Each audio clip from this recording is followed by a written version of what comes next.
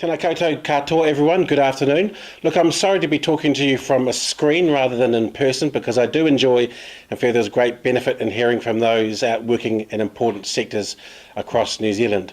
Having said that, I'm still pleased to be able to have the chance to speak to you all today. As key manufacturers and marketers of food, beverage and grocery products, you play a critical role in protecting and informing consumers, encouraging a competitive market and acting as a forum to discuss and pursue these issues. So thank you for all your hard work and of course for your advocacy. Look, I'd just like to briefly give you an overview of my intent in the Commerce and Consumer Affairs portfolio. It is a broad portfolio and one which stretches from competition law and derivatives all the way to consumer safety and of course wheel clamping regulation. Look, I do think it's a portfolio that impacts on many people's lives in every way. So to achieve change, I'm focusing on areas that can have the biggest impact on everyday New Zealanders, and particularly the more vulnerable members of our society. I believe that consumers need to have the tools and information to make informed decisions, and I also want to see that markets are operating effectively and efficiently, and that the regulatory environment is well managed. It's also important to ensure that we have the right measures in place to support honest business. Of course, those benefit consumers too. In December of last year, the Minister for Small Business, Stuart Nash, and I released a discussion document about protecting businesses from unfair commercial practices. Look, we consulted on options to introduce new protections for businesses against unfair conduct, such as businesses bullying their suppliers, and unfair contract terms, such as terms that shift risk and liability from big businesses to smaller ones.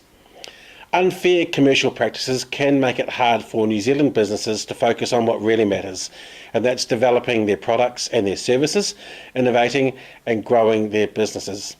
Instead, I'm hearing businesses are having to spend time reviewing contracts to ensure there are no unfair contract terms and dealing with the stress that comes with being bullied or harassed by their suppliers or business customers who have greater bargaining power. These proposals aren't about protecting any one sector in particular, because I've heard about unfair practice taking place across the economy, but I want you to know that I've heard the concerns raised by some suppliers about the way they're being treated by supermarkets, and I am taking these issues seriously.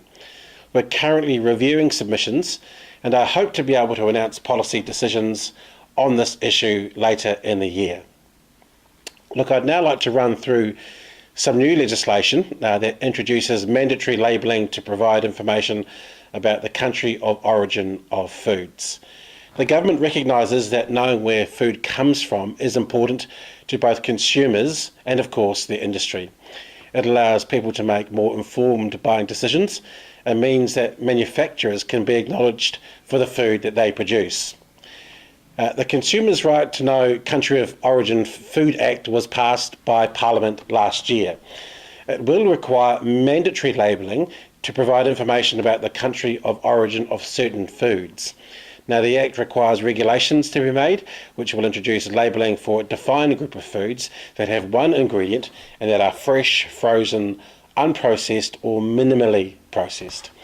The government will soon be consulting with the industry on technical details, such as how the regulations will apply to online sales, the use of subnational regions to describe an origin, and how we treat foods with multiple sources of origin and legibility requirements. Look, your input at that stage will be very important to make sure that the regulations are workable for you. The new requirements will come into force once the industry and the public have been consulted, and our intention is to finalise these regulations in 2020. Lastly, in portfolio matters, I'd like to touch on our current review of Section 36 of the Commerce Act. As you know, Section 36 seeks to prevent powerful firms from abusing their power to suppress competition. Again, as you know, New Zealand has a high proportion of markets that are dominated by powerful firms, so it's important that we have effective laws that prevent them from misusing their power. However, the government thinks that Section 36, as it's currently drafted, is difficult to enforce and is not capturing a wide enough range of anti-competitive conduct. My officials from MB are currently considering how we can change Section 36 to better promote fair competition while also minimising uncertainty.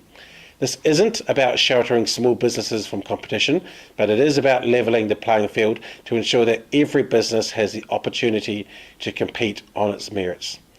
Look, I'd like to thank you for your attention during this very quick run through of some of the broad range of work underway to support both consumers and businesses. And again, can I apologise for not being able to be with you in person as I had first intended. Your ongoing involvement and input is crucial to make and grow and share New Zealand's prosperity more fairly. And my aim is that we can work together to ensure the commercial environment is operating as well as it can for everyone's benefit.